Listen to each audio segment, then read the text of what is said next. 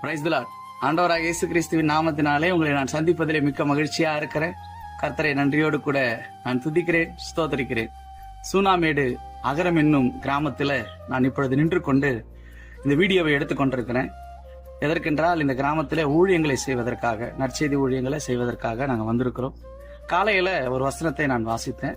சங்கீதம் 5ஆம் அதிகாரம் 11-12. உம்மை நம்புகிறவர்கள் யாவரும் சந்தோஷித்து என்னாலும் கம்பீரிப்பார்களாக.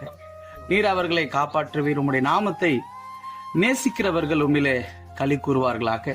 கர்த்தாவே, நீர் நீதிமானை ஆசீர்வதித்து காருண்யம் என்னும் கேடகத்தினால் அவனை சூழ்ந்து கொள்வீர். இந்த வசனத்தை வாசித்துக் கொண்டிருக்கும் பொழுது ஒரு வயதான ஒரு தாத்தாவை நான் பார்த்தேன். அந்த தாத்தாவை பார்க்கும் பொழுது ஒரு கதை எனக்கு ஞாபகம் வந்தது. ஒரு ஊர்ல ஒரு முதியவர் இருந்தார். அவருக்கு செல்வமோ சொத்தோ எதுவுமே இல்லை.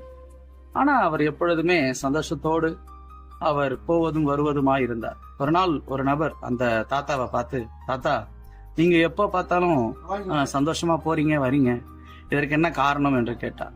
உடனே அந்த தாத்தா சொன்னார், என்கிட்ட சொத்து இல்லை, சொந்தம் இல்லை, ஆனா எனக்கு ஒரு சந்தோஷம் இருக்கு, ஒரு நம்பிக்கை இருக்கு, நான் வாழ்ந்துட்டு இருக்கிற அந்த கோட்டை தான் என்று சொல்லி அந்த தாத்தா சொல்லிவிட்டு போய்விட்டார். ஆமாங்க, நமக்கும் ஒரு கோட்டை என்கின்ற நம்பிக்கைக்குள்ள ஒரு இயேசு கிறிஸ்து இருக்கிறார். அந்த இயேசு கிறிஸ்து இந்த உலகத்திற்கு வந்து நன்மை செய்து மரித்து 3ஆம் நாள் உயிர்த்தெழுந்து பரலோகத்துக்கு போயிருக்கிறார். அந்த இயேசு கிறிஸ்துவை நாம் நம்பிக்கையாக கொண்டு நேசித்து நீதியாய் வாழும் பொழுது கர்த்தர் நம்மை காப்பாற்றுவார். கர்த்தர் நமக்கு மிகுந்த சந்தோஷத்தை கொடுப்பார். காருண்யம் என்னும் கேடகத்தினால் நம்மை சூழ்ந்து கொள்வார். இந்த வார்த்தைகளினாலே கர்த்தர் உங்களை ஆசீர்வதித்து வழிநடத்துவாராக. ஜெபம்.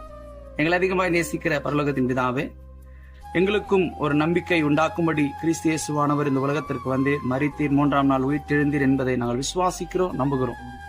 தகப்பனே, உம்மை நம்புகிறவர்களுக்கு, உம்மை நேசிப்பவர்களுக்கு, நீதியாய் வாழ்கிறவர்களுக்கு நீர் சந்தோஷத்தை கொடுப்பீர், காப்பாற்றுவீர், நீர் கேடகமாக இருப்பீர், சூழ்ந்து கொள்வீர் என்பதை நாங்கள் விசுவாசிக்கிறோம். எங்களை ஒப்புக் கொடுக்கிறோம்.